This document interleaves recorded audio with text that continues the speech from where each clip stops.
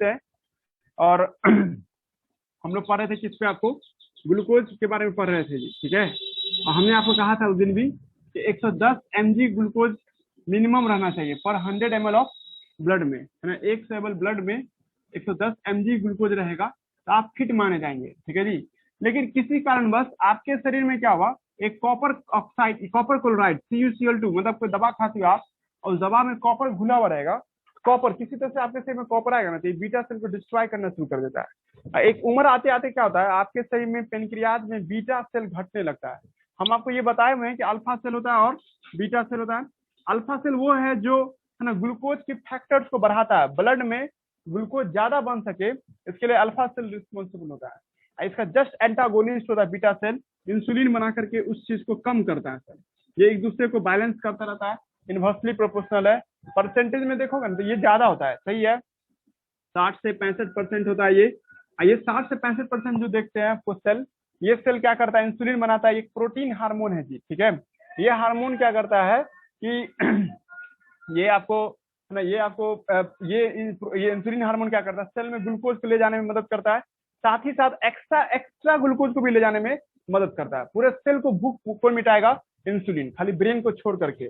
और कुछ सेल कहते हैं कि हमको ग्लूकोज चाहिए ही नहीं। अब जिसको ग्लूकोज नहीं चाहिए तो उसके लिए इंसुलिन कुछ ना करेगा। जैसे आपका आरबीसी ग्लूकोज का डिमांड नहीं करता है, बहुत सारे ऐसे सेल आपके शरीर में जो ग्लूकोज का डिमांड ही नहीं करता है, तो वहां भी इंसुलिन का रिसेप्टर नहीं होगा। कोई भी सेल के अंदर में सामान जाने के लिए उस सेल के प्लाज्मा मेम्ब्रेन पे एक खास तरह का रिसेप्टर होता है जिसकी मदद से सामान अंदर बुलाया जाता है। ये रिसेप्टर तभी पूरा होता है जब हार्मोन आकर उससे जुड़ जाएगी, ठीक है। जैसे हम कहे थे कि ये एक सेल है, इस सेल पे रिसेप्टर है जी, ठीक है। और है ना रिसेप्टर जो देखते हैं, है ना, ये आपको जो ये सेल जो देखते हैं इस पे एक रिसेप्टर है सर। इस रिसेप्टर का काम क्या है सर, आपको है ना जी ग्लूकोज को अंदर बुलाना है कि तभी ये लाएगा जब आके इंसुलिन बोलेगा, इंसुलिन इसके साथ जुड़ जाएगा तब ये एक्टिवेट हो जाएगा। एक्टिवेट होने से ग्लूकोज अंदर आ जाएगा, ठीक है। इंसुलिन अंदर नहीं जा रहा है, इंसुलिन अपने जगह पे बना हुआ है, बस इंसुलिन ने इस रिसेप्टर को जगा दिया है कि भाई तेरा काम आ गया है, तो ग्लूकोज को उठा लो, बगल में है जी, ठीक है। और रिसेप्टर उसको पकड़ेगा, उसको उठा करके अंदर ले आएगा। अब तुम लोग कहीं सेल वाला चैप्टर में ना घुस गया, रिसेप्टर का मतलब क्या होता है तुम लोग याद करो, फैसिलिट ट्रांसपोर्ट। ये सब फैसिलिट ट्रांसपोर्ट से हो सकता है या हो सकता है एक्टिव ट्रांसपोर्ट हो सकता है। पंप बोल देते तो हम यहाँ पे क्या करते हैं, आपको एक्टिव ट्रांसपोर्ट करता है, लेकिन रिसेप्टर ही बोलेंगे हम, रिसेप्टर के जरिए ये काम करता है जी, ठीक है। उसके बाद हमने कहा था आपको एक डिसऑर्डर सुनाना शुरू किए थे। डिसऑर्डर क्या है कि अगर आप किसी वजह से आपके शरीर में क्यूप्रस क्लोराइड बढ़ जाता है या कोई डॉक्टर चाहता है कि आप बीमार पड़ जाए और आप डायबिटिक पेशेंट बन जाए, तो इसके लिए आपके शरीर में वो क्या करेगा, कॉपर से रिलेटेड कोई सब्सटेंस डालता है जी, ठीक है। साइड इफेक्ट ऑफ मेडिसिन है, कोई भी मेडिसिन आप ऐसे ही नहीं खाइए, है ना, उसमें देख लीजिए कंपोनेंट क्या है। बहुत सारे कंपोनेंट के कुछ ना कुछ साइड इफेक्ट होते हैं। 99% इंग्लिश दवा जो होता है ना उसका साइड इफेक्ट होता ही है ना जी। और होम्योपैथिक दवा का 100%, है ना जी, होम्योपैथिक दवा आपको ठीक नहीं करता है, वो बस दर्द के एहसास को खत्म कर देता है, वो सब साइड इफेक्ट ही होता है जी। हाँ तुमको होता फिर क्या खाया क्या, तब नेचुरल प्रोसेस, नेचुरल हर्ब्स वगैरह लीजिए, जैसे नहीं कहते नेचुरल दवा जो होता है, हर्ब्स सब जो देखते हैं वो सब आप लेकर के अपने आप को ठीक कर सकते हैं, जड़ी बूटी जिसको बोलते हैं, तो वो एक्चुअली सही है। इससे देखोगे बहुत सारा कंपनी है, बहुत सारा आपको ये जो मार्केटिंग होने लगा है ना, आयुर्वेदिक सामान सब पे ज्यादा जोर देता है जी, ठीक है। उसके साइड इफेक्ट कम होता है, लेकिन हाँ उसका ताकत भी कम होता है, इफिशियंसी, मतलब हल्का फल्का ही बीमारी ठीक करेगा। अगर वो बहुत ज्यादा ही बीमार हो तो उसको ठीक करने के लिए इंग्लिश मेडिसिन ही काम करता है जी, क्योंकि उसी में पावर बढ़ाया जाता है ना। देखते हो 2 mg 10 mg 20 mg, तो क्या पावर बढ़ाने का वो डोज है ना, जो कि आप हर्ब्स में नहीं कर सकते हैं। पॉइंट क्या है सर यहाँ पे कि सर यहाँ पे हम लोग क्या देख रहे हैं, ग्लूकोज जो है, ठीक है, ग्लूकोज जो देखते हैं, है ना जी, एक मिनट, है ना, ग्लूकोज जो देखते हैं, ठीक है, ये आपको 110 mg होना चाहिए। किसी वजह से ब्लड में ग्लूकोज बहुत ज्यादा बढ़ गया सर, ये ब्लड का पाइप है। अब ब्लड के पाइप में कहा जाता है, हम लिख रहे हैं डाटा आपको 70 प्लस, है ना, 170 या 180 एक ही बात होगा जी, 170 180 बोलना, 170 प्लस ग्लूकोज हो जाए, है ना, आपको ग्लूकोज, है ना, आपको 170 प्लस mg ग्लूकोज, है ना, आपको पर 100 ml ऑफ है ना आपको ब्लड में, ठीक है जी। तब आपको समझ जाना चाहिए कि लगातार, ये भी इंग्लिश जरूरी, प्रोलॉन्ग, एक दिन की बात नहीं है सर, 7-8 दिन तक टेस्ट किए और 7-8 दिन तक देख रहे कि लगातार हमारे शरीर में क्या है, ग्लूकोज की मात्रा बढ़ा हुआ। तब डॉक्टर एक लिख देगा कि आपका लगता है बीटा सेल खराब हो चुका है पेनक्रियास का, और आपको एक बीमारी आ गई जिसका नाम है डायबिटीज मेलाइटस। सबसे बड़ा आपको नहीं डर क्या है इसका, कि डायबिटीज जिसको हो गया ना, डायबिटीज मेलाइटस, है ना जी, तो वो कभी भी ठीक नहीं हो सकता है। डॉक्टर कभी कह ही नहीं सकता कि हम आपको ठीक कर देंगे, डॉक्टर ये बोला कि हम आपको ऐसा दवा देंगे जिससे डायबिटीज कंट्रोल में रहे। डायबिटीज नेवर क्योर, है ना जी। जिस किसी को भी डायबिटीज वाला प्रॉब्लम होता है वो कभी भी ठीक नहीं हो सकता है। तुम कंट्रोल कर सकती हो उसको, 100% क्योर नहीं कर सकती, एलिमिनेट नहीं कर सकती हो। जैसे कोई आदमी कहा ना कि हम किसी जमाने में डायबिटीज मिलाइटिस के पेशेंट थे और आज हम बहुत फिट है, ऐसा नहीं कर सकता, वो कह ही नहीं सकता है। तो कह रहा था झूठ बोल रहा है वो, ठीक है। हाँ, वो ये जरूर कर डायबिटीज सकता है कि इंसिपिडस में भी यही होता है सर। हाँ उसमें भी यही होता है जी, ठीक है। उसमें भी तो, लेकिन उसमें पानी पीने से कुछ कुछ बॉडी ठीक हो सकता है, तो पानी तो पीता ही ना आदमी जी। लेकिन उसमें जो यहाँ है पे सर देख लो कि एडीएच कम होने से हो जाता है सर, तो उसमें एडीएच बढ़ा देंगे तो वैसे नहीं ठीक हो सकता वो भी कि वैसे नहीं, ये तो है। वही क्योर क्योर कर सकते हैं ना। और वो तो सीजनल था ना जी, नहीं कहते, वो तो समर और विंटर पे डिपेंड करता है ना। पर ये देख रहे हो, कोई विंटर समर पे डिपेंड नहीं ना करता। ये इंसुलिन को उसके साथ कंपेयर मत करो। हम बस इतना बताते, डायबिटीज ऐसा चीज होता है। डायबिटीज सिर्फ बोले ना, सिर्फ डायबिटीज एक दिन हम लिखे थे बोर्ड पे, कि फिर से लिख दें, है ना। Groups of related metabolic disorder due to some kinds of deficiency of chemical. आपके शरीर में कोई केमिकल की कमी हो जाने से बहुत तरह की बीमारियां आती है, तो उसको डायबिटीज बोलते हैं। आया बात समझ में। वो अलग केस था, वो अलग कंडीशन में था जी, ठीक है। हम डायबिटीज मेलाइटस का इलाज की बात नहीं कर रहे हैं, मतलब कि डायबिटीज मेलाइटस जिसको किसी को हो गया तो वो ठीक नहीं हो सकता है। दिमाग लग रहा है जन क्या समझ आता है। वो अगर कहेगा ना कि हम ठीक हो गए, तो बहुत गलत झूठ बोल रहा है वो। हाँ, वो ये जरूर कह सकता है कि हम कंट्रोल किए हुए हैं, डेली डाइट फॉलो करते हैं, इतना ही खाना खाते हैं जितना मेरा शरीर उसको अंदर सेल के अंदर में ले जाए, है ना। ज्यादा एक्स्ट्रा खाना हम लोग यूज नहीं करते। दिमाग लग रहा है जी हम क्या समझाना चाह रहे हैं। तो हम लोग एक टॉपिक पढ़ रहे हैं जिसका नाम क्या आज आप लोग के लिए, diabetes mellitus.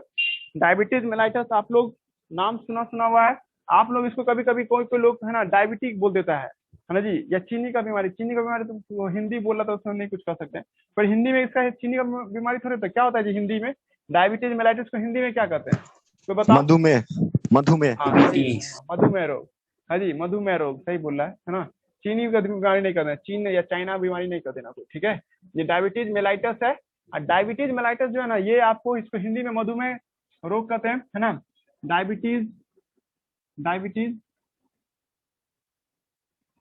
Diabetes CIES, diabetes mellitus. Mellitus होता है ना, स्पेलिंग देखो तो मेलिटस का। MELLITUS। ये प्रोनाउंसिएशन कीजिएगा अपना, डायबिटीज मेलिटस, है ना। और डायबिटीज का हम आपको डेफिनेशन एक दिन लिखे थे, है ना। Groups of metabolic disorder, group of metabolic disorder, एक से ज्यादा तरह का बीमारियां, रिएक्शन की वजह से बीमारियां। Group of metabolic disorder, group of metabolic disorder due to deficiency of some kind of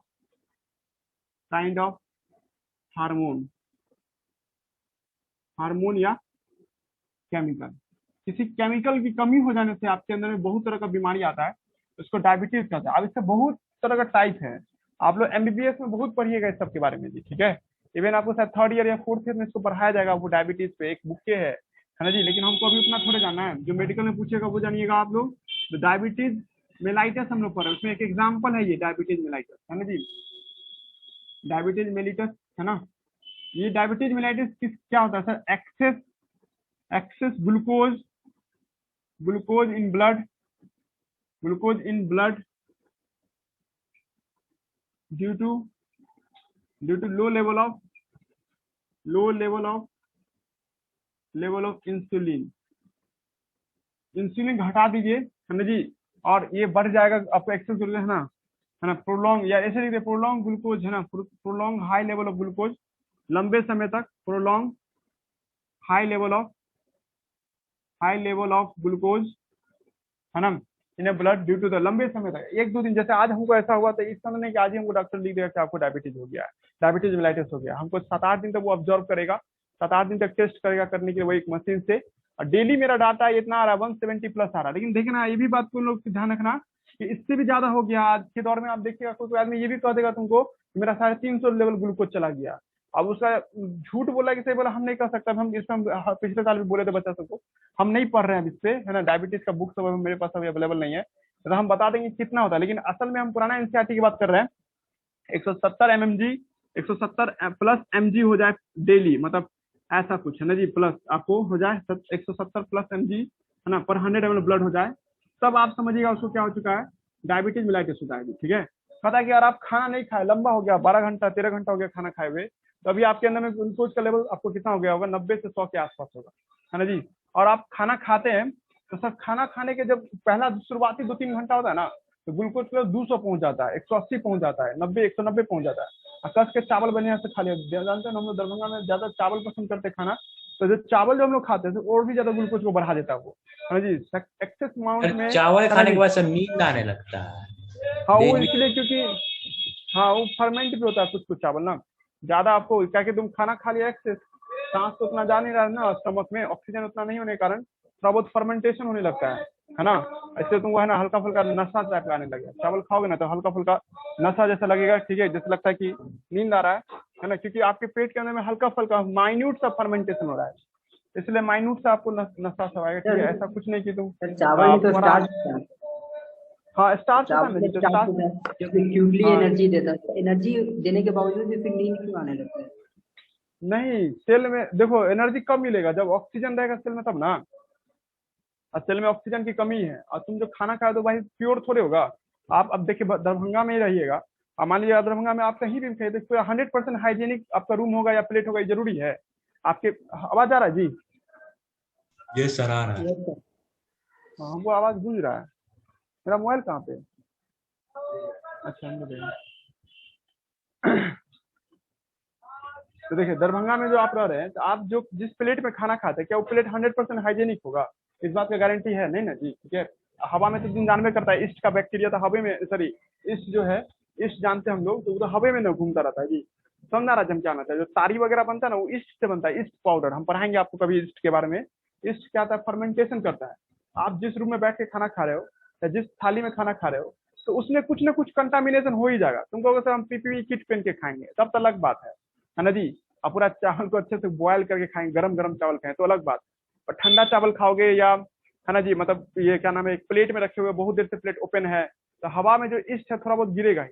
और खाना कोच काट के खा लिया, कोच मतलब क्या, आपका स्टमक का जितना कैपेसिटी था उससे ज्यादा तुम खाना खा लिया, तो अब ईस्ट को तो सांस नहीं मिलेगा ना, स्टमक में पूरा भर गया है, ऑक्सीजन की कमी होने से ईस्ट एक्टिवेट हो जाएगा।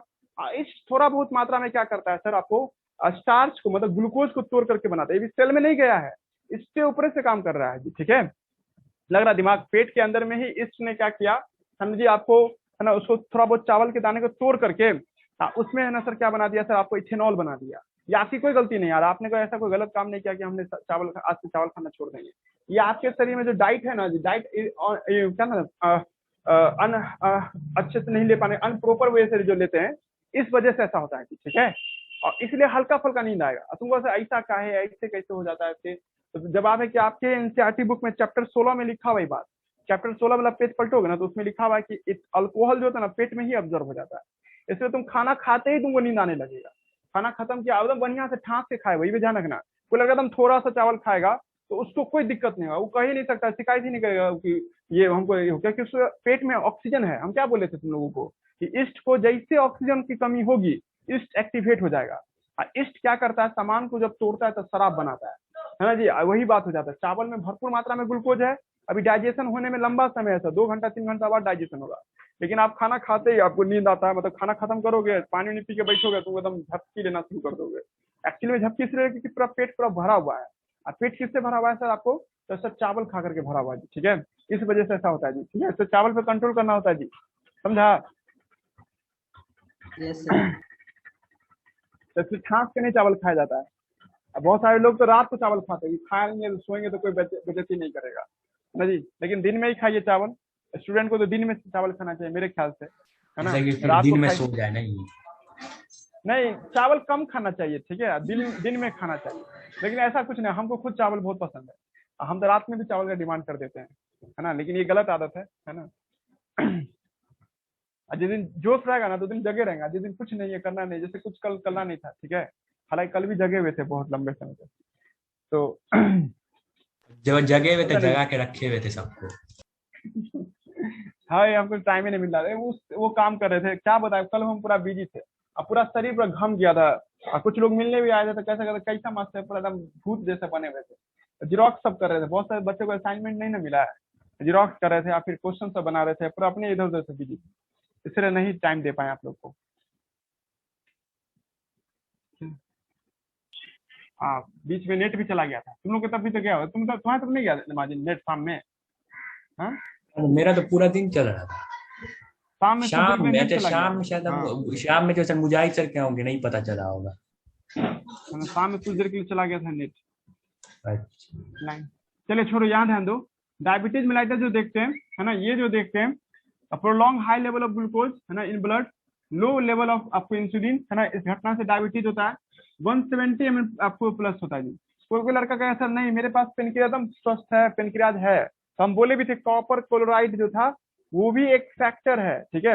हम ऐसे भी लिख सकते हैं कॉपर कंपाउंड, कॉपर कंपाउंड होते हैं वो भी फैक्टर है जो आपके अंदर इंसुलिन को बनने से रोकता है, या इंसुलिन को नहीं होने देता है, बीटा सेल को मार देता है सर। इस वजह से ऐसा देखने को मिलता है, बहुत सारा केस है इंसुलिन के न बनने का।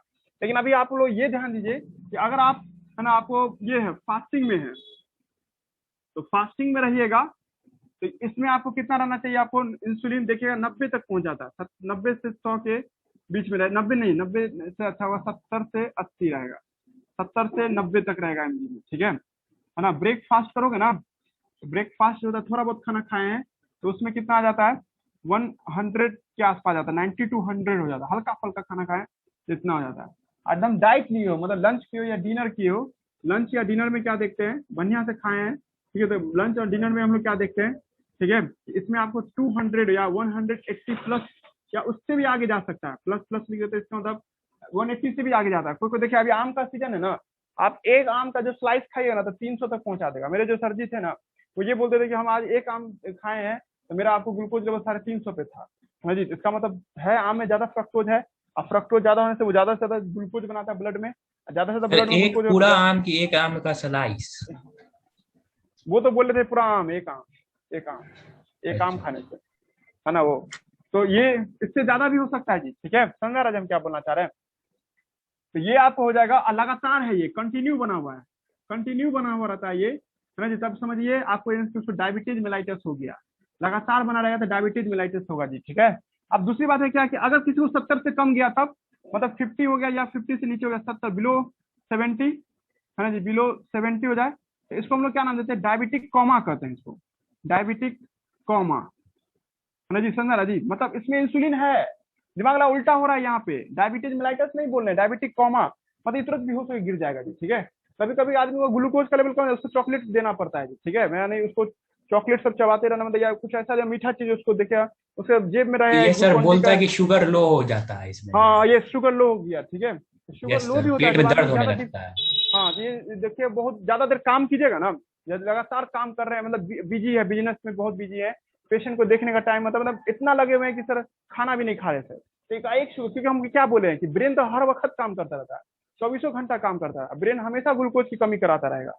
अब भाई ऐसा हो गया कि सर इतना ग्लूकोज कम है तो ब्रेन ही हैंग कर जाएगा, आदमी सीधे बेहोश हो जाएगा जी, ठीक है। फिर उसको पानी से सेलाइन चढ़ा के तुम उसको होश में लाओगे, और नहीं करोगे तो मर भी जाएगा जी, समझा ना जी। तो ये डायबिटिक कॉमा में क्या होता है कि बहुत कम गया, बिलो द लिखा आपको बिलो टू 70 है ना mg, इससे नीचे गया तो डायबिटिक कॉमा वाला प्रॉब्लम आ जाता है जी, ये भी सही नहीं है, समझा रहा जब क्या। तो उसको तुरंत देखिएगा क्या करता है आदमी से, उसको चीनी का घोल बना के या चीनी का पाउडर जो होता है या ग्लूको एक रहता है जैसे गुटखा टाइप का नहीं होता, उसकी तरह रखता है पाउडर और उसको देता है मुंह में डालता है ताकि उसके अंदर में कुछ ग्लूकोज आ जाएगी, ठीक है। तो हम लोग इधर की बात नहीं कर रहे हैं, आप लोग इधर की बात कर रहे हैं, डायबिटीज मेलाइटस की बात कर रहे हैं। और डायबिटीज मेलाइटस में हमने आपको बोला कि सर इसका सिम्टम्स क्या है, इसका बीमारी का क्या लक्षण होगा, जो आपसे मेडिकल में पूछा जा सकता है जी। डायबिटीज मेलाइटस में हम कल ही बताए थे आपको, है ना जी, पूरा आपको है ना ये कॉर्निया इन्फ्लामेशन हो जाता है, आंख का ये हिस्सा ना आपको इन्फ्लामेट कर जाता है, आदमी को देखने में दिक्कत होता है जी। जिसको भी डायबिटीज, देखिए बूढ़े लोग में कभी शिकायत आता रहता है कि हमको डायबिटीज मेलाइटस है, तो उसमें एक प्रॉब्लम ये भी देखिए उसका कॉर्निया डैमेज हो जाता है, आंख की रोशनी चली जाती है ना, उसको आंख से रोशनी है या आई लेंस खराब हो जाता है जी, ठीक है। हम सीधे लिखते हैं कॉर्निया डैमेज, है ना जी, कॉर्निया डैमेज मतलब क्या, उसका आई रिलेटेड प्रॉब्लम हो जाएगा जी, ठीक है, समझा रहा ना, देखने वाला प्रॉब्लम सब उसको क्रिएट होने लगेगा, है ना, कॉर्निया डैमेज होगा। कॉर्निया आपको क्या होगा सर, डैमेज, पहला प्रॉब्लम। दूसरा प्रॉब्लम क्या होगा सर, उसका किडनी जो है ना सर, आपको एक्सेस ग्लूकोज है ना जी, एक्सक्रीट आउट ना, एक्सक्रीटेड आउट ना, एक्सक्रीटेड आउट बाय किडनी ना, किडनी थ्रू यूरिन, यूरिन के रास्ते आपको ये बाहर करने लगेगा। ये वही भारी बात है जी, ये एक पहचान है जी। मान लीजिए कोई डायबिटीज मेलाइटिस पेशेंट है, अगर ओपन कहीं पे आपको यूरिन डिस्चार्ज करा तो उसके यूरिन के आसपास चीटी लग जाएगा, चीटी इसीलिए लग रहा है कि उसके यूरिन में क्या मौजूद है सर, आपको ग्लूकोज मौजूद है, ठीक है। और इस पे लगातार उस आदमी वॉच कर रहे हैं कि लगातार वो अपने उसके यूरिन के आसपास में चीटी लग रहा है, तो आप जरूर उसको समझिए, उसको भी डायबिटीज मेलाइटस हो सकता है जी। तो एक क्वेश्चन तो ऐसे भी पूछ देगा कि यूरिन के आसपास एंट का आना ये क्या साबित करता है, तो उसके ब्लड में सॉरी उसके यूरिन में क्या मौजूद है, ग्लूकोज मौजूद है, जो किडनी निकालता है बाहर।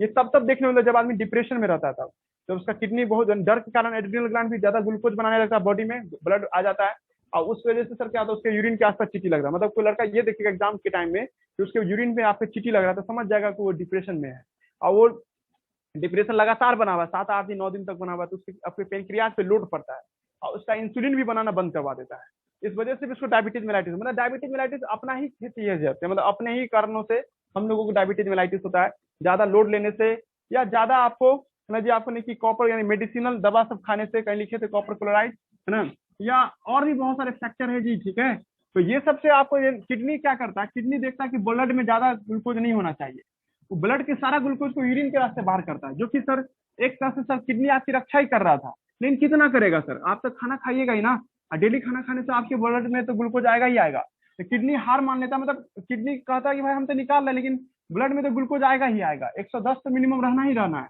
110 क्या एवरेज निकालेंगे ना, जो 110 आ जाता है ना।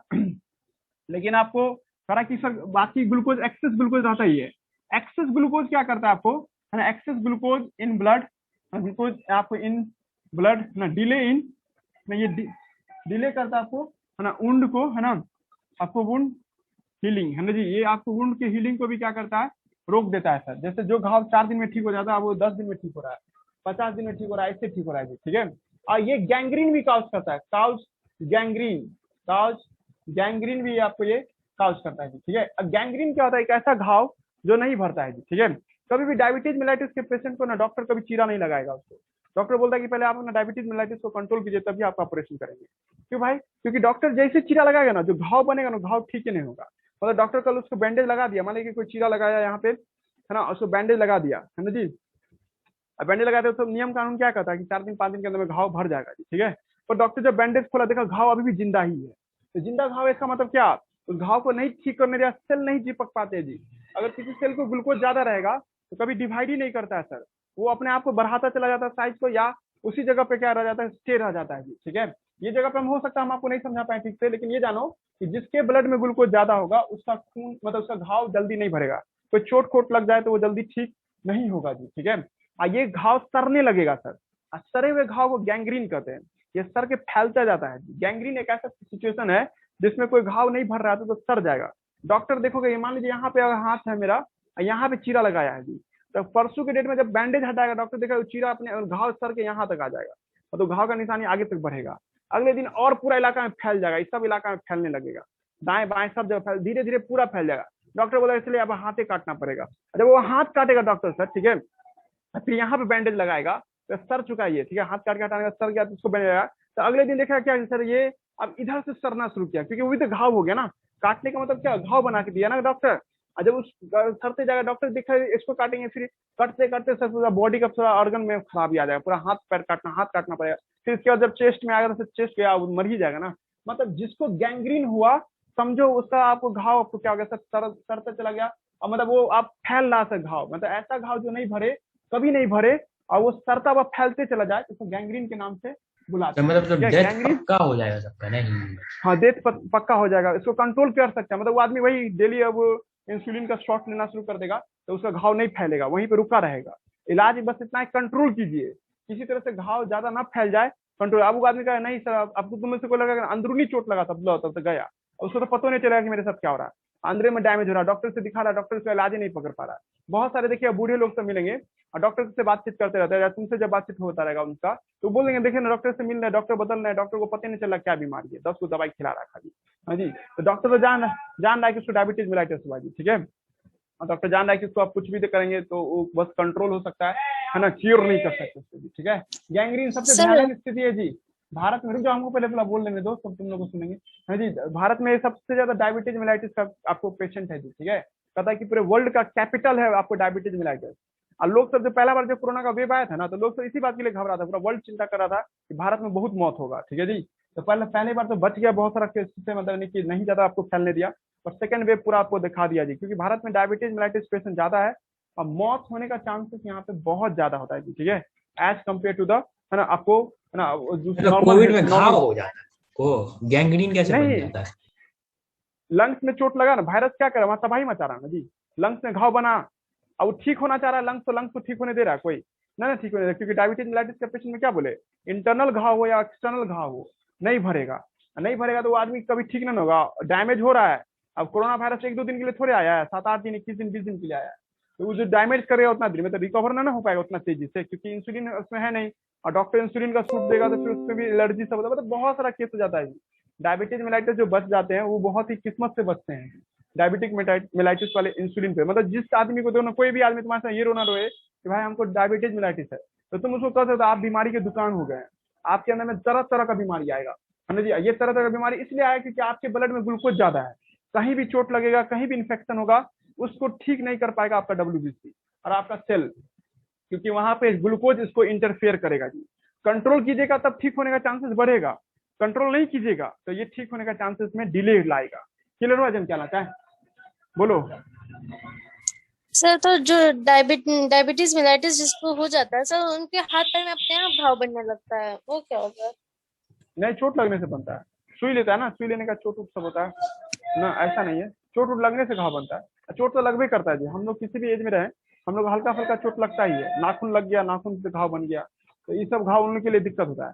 एक बात और ध्यान रखिए, गैंग्रीन एक और चीज होता है जी, ठीक है, अगर आप, है ना जी, मतलब अपने हाथ पैर को तो बढ़िया से टाइट करके बांध दीजिएगा ना, जैसे एक ऐसा धागा लीजिए जो पूरा ऐसे लपेट के एकदम टाइट कर दीजिए, अब 5 घंटे तक टाइट रखेगा ना, तो ये पूरा लगा सर जाएगा, सर के गिर के अलग हो जाएगा जी, ठीक है, ये 5 घंटे तक, लेकिन तुम 2 ही घंटे में बेचैन हो जाओगे, एकदम टाइट से बंद। कभी देखो, कभी खून निकालने के लिए कोई वहां पे एक लगाता है, एक रबर टाइप का लगाता है, तुम उस आदमी को जैसे लगा ले प्लास्टिक का छोड़ दो, रबर।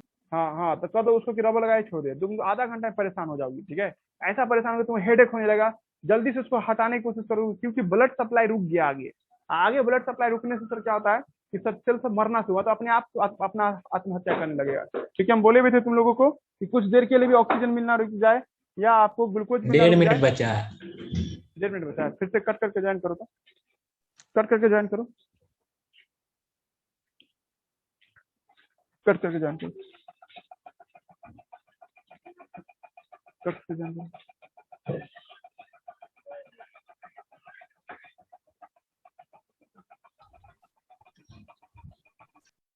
तो हम बता रहे थे क्या, देखिए जो आदमी सब ज्यादा धागा वगैरह सब बांधेंगे ना हाथ में, या देखिएगा जो अंगूठी सब जो पहनता है टाइट पहनेगा ना, तो दिक्कत हो सकता है।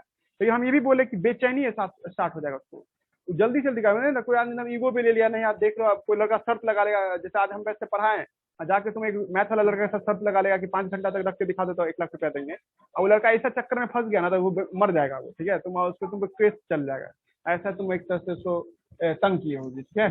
तो गैंग्रीन सब जैसा बीमारी सब भी हो सकता है, गैंग्रीन के और भी कारण हो सकते हैं, मेरा कहने का मतलब ये नहीं समझना कि गैंग्रीन सिर्फ इंसुलिन की कमी से ही होता है, आपको गैंग्रीन बहुत सारे फैक्टर की वजह से है। गैंग्रीन का मतलब एक ऐसा घाव जो नहीं भरेगी, ठीक है, जैसे किसी किसी को क्या होता है सर, आपको है ना बोन सब में, और आपको कभी कहता है कि बोन में, है ना, कभी कभी कुछ ऐसे मेटल सब टच कर जाए, कभी कभी आदमी सब, कभी देखिए किसी हड्डी टूट जाता है तो जल्दी मेटल नहीं डालेगा, है ना, मेटल डालने से पहले बहुत रिस्क हो जाता है, नहीं, कभी कभी हड्डी टूट गया तो मेटल डाल करके उसको ठीक किया जाता है, स्टिच मारा जाता है। एक्चुअली में जो मेटल जो डालता है अंदर में बोन के पास डालता है सर, ये बहुत हाईली रिस्की ऑपरेशन होता है, डॉक्टर रिस्क नहीं लेना चाहता रहता है, इससे देखो पटना रेफर कर देगा, और कोई करता भी तो इलीगल करता है यहाँ दरभंगा में, ठीक है, और डाल देगा ना बोन के पास हड्डी, जैसे कोई कमर का हड्डी टूट गया, डॉक्टर बोला इसमें हड्डी के अंदर में आप एक स्टील फिट करना पड़ेगा, तब जाकर के ये फिट होगा, मतलब अंदर मांस में डालता है कि स्टील का एक पतला सा रॉड, ताकि उसका बोन को सीधा रख सके वो कुछ समय के लिए। तो सर ऐसा करने से सर क्या होता है, अगर वो स्टील बोन के एकदम क्लोज सट गया ना, तो सीधे कैंसर काउज कर देगा उस आदमी, हड्डी में चेन रिएक्शन शुरू हो जाएगा, कैंसर हो जाएगा, घाव बनने लगेगा, वो इलाका पूरा सड़ा हुआ रहेगा, अब अपने की उससे आपको गैंग्रीन का केस वो भी कर सकता है, ठीक है। तो गैंग्रीन के बहुत सारे सिचुएशन होता है जी, ठीक है, इसमें एक सिचुएशन ये भी है, डायबिटीज मेलाइटिस के पेशेंट को सर क्या होता है, ठीक है, इसमें आपको नहीं कि ऑपरेशन करने में दिक्कत होगा, है ना, आपको इसमें सेल सब क्या होता है डैमेज होता रहता है, ये सब बात आपको याद रखना है।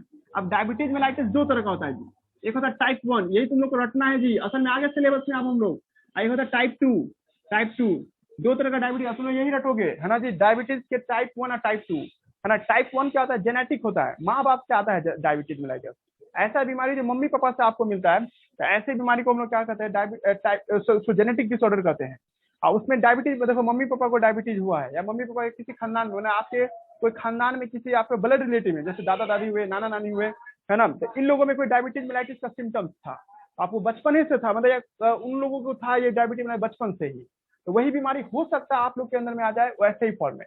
मतलब कोई बच्चा पैदा लिया है उसको डायबिटीज हुआ है ना जी। जैसे प्रियंका चोपड़ा का जो हस्बैंड है ना जी, तो उसको भी प्रियंका चोपड़ा को भी डायबिटीज मेलाइटिस है। तो Priyanka Chopra type 2 diabetes mellitus patient है, और वो जो है मतलब क्या नाम है उसका जो हस्बैंड है ना, उसको क्या सर आपको टाइप 1 डायबिटीज मेलाइटिस है, ठीक है। तो दो तरह का डायबिटीज मेलाइटिस होता है, एक टाइप 1 और एक टाइप 2। तो टाइप 1 क्या होता है, जेनेटिक होता है जी, जेनेटिक, ये एक ऐसा बीमारी जो जेनेटिक में गिनती होता है जी। और टाइप 2 क्या होता है सर, ये आपको क्या इनहेरिटेंस होता है। इनहेरिटेंस का मतलब समझ रहे हो, मतलब सॉरी एक्वायर्ड होता है, एक्वायर्ड मतलब आप अपने लाइफ स्टाइल में इसको पाए हैं, आप दवा खराब वाला खाए, आप एक्सरसाइज नहीं किए हैं, आपके अंदर में फैट ज्यादा जमा हो गया है, इससे आपको डायबिटीज मेलाइटिस होता है।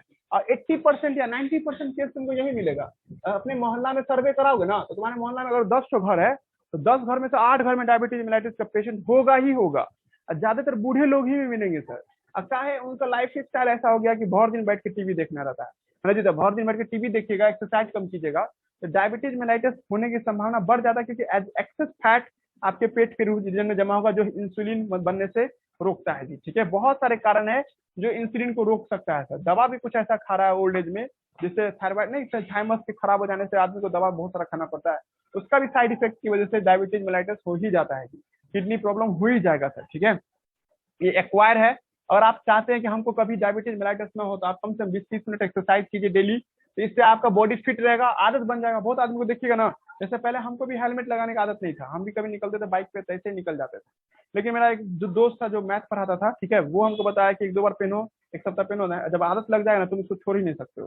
तो 7 दिन जब हम पहने, 8वां दिन हम बिना हेलमेट के जा रहे थे, तो मेरा पूरा दिमाग हल्का लग रहा था कुछ सही नहीं है जी। तो फिर उसके बाद हम समझ में आ गया कि ये हेलमेट का आदत लग गया है। अब हम कहीं भी जाते थे हेलमेट पहन के जाते। उसी तरह से आप लोग डेली और 7-8 दिन तक लगातार 30 मिनट भी एक्सरसाइज कर लेना, तो 8वां दिन अपने आप मन करेगा एक्सरसाइज करेंगे, ठीक है। मेरे नजर में गुलाब सर जो है ना, उनको आदत पड़ गया दौड़ने का जी, ठीक है। तो वो दौड़ते ही मतलब उनको कहते हैं कि हम नहीं दौड़ेंगे जिस दिन, है ना, तो उनको कि आपको नहीं दिन ही नहीं अच्छा जाएगा जी, ठीक है।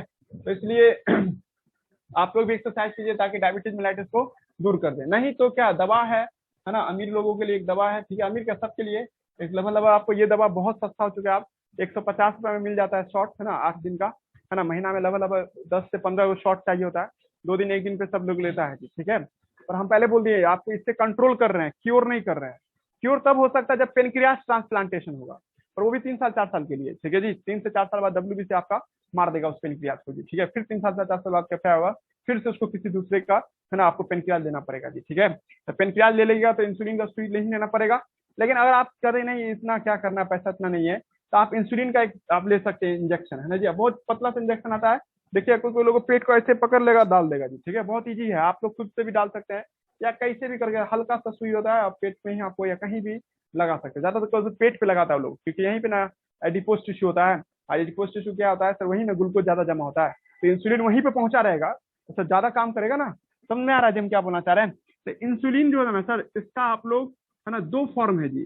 पहले के जमाना में, आज से 80s के दौर में क्या था कि आपको, है ना, आपको स्लॉटर्ड एनिमल, मरे हुए मवेशी सबसे, है ना, जो काटने के लिए लाया जाता मवेशी, कोई ऐसा जानवर जिसको काटने के लिए लाया, जैसे ज्यादा पॉर्क देखिएगा, विदेश में पॉर्क सब ज्यादा काटा जाता है, तो उसमें पॉर्क में जो स्लॉटर एनिमल्स होते हैं, है ना जी, तो स्लॉटर एनिमल्स में क्या देखते हैं, उसका पेनक्रियाज लगभग सारे मैमल्स का। देखो हम एक पॉइंट लिख रहे हैं, मैमल्स नहीं कहेंगे, पॉर्क और इसका, पॉर्क कहा जाए और काल्फ कहा जाए। काल्फ का स्पेलिंग क्या होता है, के से स्पेलिंग होता है, सी से स्पेलिंग होता है, काल्फ, है ना। हाँ, तो पॉर्क एंड काल्फ का जो आपको जो पेनक्रियाज होता है, पेनक्रियाज, तो वो हिंदी में बोल के समझाते हैं पहले, है ना जी। जो सुअर का जो आपको जो बच्चा होता है सर, वो, और आपको जो नहीं गाय भैंस का जो बच्चा होता है, सो उसको मार करके उसके पेनक्रियाज को निकाल करके उसको फिल्टर करके उससे इंसुलिन निकाला जाता है। और डेली कम से कम आपको अगर गाय के बच्चे को मारा जाए या पॉर्क के बच्चे को मारा जाए, तो कम से कम 150 ml तक, मतलब 40-50 डोज बन जाता था आपको किसका, है ना, आपको इंसुलिन का जी, ठीक है। जा रहा जी बात समझ में। और हम लोग का इंसुलिन, इन लोग का इंसुलिन एकदम बिल्कुल डिट्टो एक जैसा होता है। पहले तुम लोग कहो कि सर हम लोग का इंसुलिन कितना अमीनो एसिड का होता है, हम लोग का जो इंसुलिन देखते हैं 52 अमीनो एसिड का बना होता है, ठीक है। सर 51 अमीनो एसिड का बना होता है। पढ़ाएंगे जी, 12th में पढ़ना है हम लोगों को ये लाइन, अभी हल्का सा हिंट दे रहे हैं। 51 अमीनो एसिड में से 30वां नंबर का जो अमीनो एसिड होता है इन लोगों का, है ना, हम लोगों का सर, हम लोगों में 51 अमाइनो एसिड, हम लोगों का 30वां नंबर का जो अमाइनो एसिड होता है ना, 30 मतलब एक पहला अमाइनो एसिड, ये दूसरा अमाइनो एसिड, ये तीसरा, ये चौथा, ऐसे करके जब जोड़ोगे ना तो सर आपको जो 30वां नंबर का जो अमाइनो एसिड होता है सर, उसमें क्या रहता है सर यहाँ पे, ठीक है, हम लोगों में सर रहता है सर आपको ग्लूटामिक एसिड रहता है, ठीक है, ग्लूटामिक एसिड रहता है, ग्लूटामिक एसिड। और जो गाय भैंस का जो पेनक्रियाज होता है उसका 30वां नंबर पे, 30th नंबर पे क्या होता है सर, प्रोलीन होता है, प्रोलीन होता है सर, ठीक है। समझा राजू क्या होना चाहे, तो सर इतना ही सा अंतर होता है। तो किसी किसी आदमी को प्रोलीन और ग्लूटामिक एसिड से प्रॉब्लम नहीं होता है, और किसी किसी को प्रॉब्लम होता है। मान लीजिए हम किसी जानवर के शरीर का इंसुलिन अपने बॉडी में लिए, पूरे बॉडी में फुल हो जाएगा, पूरा बॉडी स्वेलिंग कर जाएगा। बॉडी स्वेल का तो डॉक्टर लिख देगा कि आपको इस तरह का इंसुलिन से एलर्जी है, और आप कभी दोबारा मत लीजिएगा, आपके लिए जानलेवा हो सकता है, ठीक है। समझा राजू क्यों, क्योंकि सर आपको जो दूसरे जानवर से जो इंसुलिन लेते हैं तो गारंटी नहीं है कि सर वो 100% इफेक्टिव हो, क्योंकि सर उसके इंसुलिन में 30वां नंबर पे क्या होता है, प्रोलीन होता है, और हम लोग को चाहिए क्या, ग्लूटामिक एसिड, है ना जी, जो कि नहीं होने के कारण किसी किसी आदमी में सूट नहीं किया होता, नहीं कहते कभी दवा सूट नहीं किया उसको, दवा सूट नहीं किया मतलब उसका केमिकल हो सकता है कुछ डिफरेंस होगी। आप लोग समझ गए सर ये दवा ठीक नहीं है। अब बहुत सारे धार्मिक लोग सब इसको कहेंगे नहीं हम ये सब कैसे ले लेंगे, ये मेरे धर्म के खिलाफ है, ठीक है। तो इसलिए इसको बंद करके बायोटेक्नोलॉजी की मदद से लैब में हम आपको पढ़ाएंगे 12th में बायोटेक्नोलॉजी के जरिए लैब में सर आपको क्या किया, आर्टिफिशियल इंसुलिन तैयार किया गया, है ना, वही डीएनए आरएनए को मैनिपुलेट करके जी, है ना, एंटीजन एंटीबॉडी सबको मिला करके सर एक तैयार आर्टिफिशियल तरीके से तैयार किया गया इंसुलिन। और दुनिया में सबसे पहली दफा इंसुलिन अमेरिका में तैयार हुआ था 1983 में। और वही इंसुलिन का आप है ना सर आपको नहीं कि हर कंपनी बनाने लगा, भारत में भी आपको बहुत सारे आपको कंपनियां हैं जो इंसुलिन बनाती है जी, ठीक है।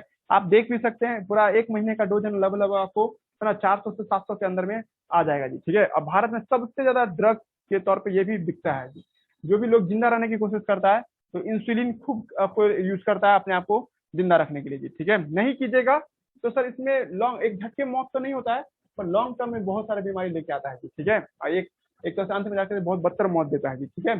समझा राजू हम क्या बोलना चाह रहे हैं, तो टाइप 1 और टाइप 2 समझा दिए, बीमारी का इलाज बता दिए। इंसुलिन आर्टिफिशियल तरीके से बनाया जा सकता है, all hormone can be synthesised artificially, insulin also extracted from the other animal like pork and calf, है ना, ये आपको पोर्क या काल्फ के बॉडी से भी निकाला जाता है, पर इससे एलर्जी होता है, फीवर एलर्जी होता है। अब बहुत सारे धार्मिक लोग सर इसको नहीं पसंद करेंगे, इसीलिए सर अब आपको ये वाला आपको इंसुलिन मिलता है जी। अब आप लोगों को कभी ऐसा इंसुलिन नहीं मिलेगा, ये पुराने जमाने का इलाज था जी, ठीक है। अब न्यू जमाने में आपको क्या होगा, है ना, आर्टिफिशियल इंसुलिन मिलेगा। इसलिए मिथ मत फैलाइएगा, किसी के घर में और किसी को डायबिटीज मेलाइटिस हुआ हो तो आप उसको जाके कान में नहीं भर दिया कि गाय भैंस के बॉडी से बनाया गया है, नहीं दीजिए, ये सब आपके धर्म के खिलाफ है। असल में आपको जो इंसुलिन दिया जाता है वो ये देता है, भारत सरकार इसको पूरी तरह से बैन लगाए दिए, क्लियर हुआ जम क्या होना चाहिए, लेकिन पहले ऐसा इलाज हुआ करता था जी, ठीक है। तो यहाँ तक हो गया जी, आज खत्म हो गया। ये आपको हम पेनक्रियाज भी पढ़ा दिए, भारी टॉपिक नहीं है, असल में आप ग्लूकोज का ही खेल देख रहे हैं बार बार, है ना जी। इंसुलिन से रिलेटेड आप सोमैटोस्टैटिन अल्फा बीटा सेल को कंट्रोल करता है, अल्फा भी अपने दोनों को मैनेज करता है कि बराबर निकलता रहे। सोमैटोस्टैटिन एंड डेल्टा सेल जो था, डेल्टा सेल का काम क्या था है कि सर अल्फा बीटा सेल ठीक से काम करे, एंड पीएनपी का काम अननोन है, अभी तक इसका काम ठीक से पता नहीं चला है। पेनक्रिएटिक पेप्टाइड का क्या काम है, अभी तक इसका कोई खास आपको इन्वेंशन नहीं हो पाया जी, ठीक है। पढ़ लीजिएगा, कल हम लोग टेस्ट पढ़ेंगे जी, कल टेस्ट होगी। आप 2 दिन क्लास दीजिए, हम 2 दिन में पक्का खत्म कर देंगे, आपको ये बहाना नहीं होगा कि आज नहीं कल नहीं, 2 से 3 दिन में खत्म कर देंगे ये, ठीक है। 2 दिन होगा काफी, है ना जी, 2 दिन में खत्म हो जाएगा। टेस्टिस ओवरी बहुत छोटा टॉपिक है, आप ज्यादा जान नहीं है जी। असल में आप लोग बताया ना, कोई लड़का कौन चीज का वेट कर रहा है sir, mechanism of harmony, guarantee एक क्वेश्चन आएगा ही आएगा, है ना जी। Mechanism of hormone action, testis ovary ज्यादा टॉपिक बड़ा नहीं, ये सभी बड़ा नहीं है, ये टॉपिक सबसे इंपॉर्टेंट होगा। साउदरलैंड आपको एक्सप्लेनेशन, साउदरलैंड नाम का व्यक्ति ने इसको एक्सप्लेन किया था, मैकेनिज्म ऑफ हार्मोन एक्शन। ये पूछता है जी मेडिकल में क्वेश्चन, देखो जब चैप्टर खत्म हो जाए ना तो हम आपको हिंट्स देंगे, ये पेज ही पढ़ के जाइए और कुछ मत पढ़िए। इस चैप्टर में उतना नहीं जितना हम लोग धूम मचाए थे अंदर से, वो सब नहीं पूछेगा, पूछेगा तो बस ये पेज पूछेगा, और ये पेज आना चाहिए आप सबको, क्लास में ही याद करा देंगे, ठीक है। तो इससे रहने दीजिए, संडे को होगा तो इस पर जरूर पहुंच जाएंगे हम लोग, संडे को खत्म कर देंगे इस चैप्टर को हम लोग। चलिए रहने दीजिए, अपने से लीव कर दीजिए, जिनका क्लास है जाइए। सर सर आप क्वेश्चन बताने वाले थे। हाँ पूछो पूछो। सर ये वाला which reaction is identified as catabolic reaction? हाँ ये कौन क्वेश्चन है, अच्छा वो आसना वो, अच्छा Yes sir. एक मिनट सही से, बाकी सबका हो गया, जाइए आप लोग, है ना। ये लोग जिनका क्वेश्चन है, जो सैटरडे को टेस्ट दिए थे ना, सैटरडे था क्या, कौन दिन था जी, मंगलवार को जो टेस्ट दिए थे हम लोग 11th वाले सब, उसको कुछ डाउट है तो पूछ सकते हैं। यार क्वेश्चन बोलो तो जी, कौन सा क्वेश्चन था? कैटाबोलिक रिएक्शन ना, Yes, sir. Question number 18. है ना? बोलो खाली क्वेश्चन था, सब थ्योरी पढ़ो ना, थ्योरी था। Which क्वेश्चन में reaction क्या is लिखा? which reaction is identified as catabolic reaction? ठीक है, हाँ देखो पहला ऑप्शन में क्या दिया हुआ है? ग्लाइकोलाइसिस। Yes, sir. दूसरा ऑप्शन में क्या दिया? Krebs cycle. Yes, sir. तीसरा ऑप्शन में क्या दिया? एटीपी का हाइड्रोलाइसिस। Yes, sir. एटीपी का हाइड्रोलाइसिस। Hydrolysis of starch. अच्छा, hydrolysis of starch, sorry hydrolysis of starch, hydrolysis of starch. चौथा ऑप्शन? Aerobic respiration. हाँ देखो, एरोबिक रेस्पिरेशन, एरोबिक रेस्पिरेशन। तो देखो हम बताए थे क्या कि जब भी कोई रिएक्शन में तुम तोड़ती फोड़ती हो और उससे एनर्जी प्राप्त करते हो, उसको कहते हैं हम लोग कैटाबोलिक। और कोई रिएक्शन को जोड़ते हैं ना, तो उसको कहते हैं एनाबोलिक। और हम आपको पहले एक बार हिंट दिए हुए हैं कि रेस्पिरेशन का कोई भी स्टेप हो, रेस्पिरेशन जिसका क्लास खत्म हो चुका है, दूसरा टॉपिक सब है ये, इसका रिकॉर्डिंग ऑफ कर देना। रेस्पिरेशन जो देखते हैं सर हम लोग, ठीक है, रेस्पिरेशन रिकॉर्डिंग ऑफ कर देना, क्लास अभी ऑफ नहीं करना, रिकॉर्ड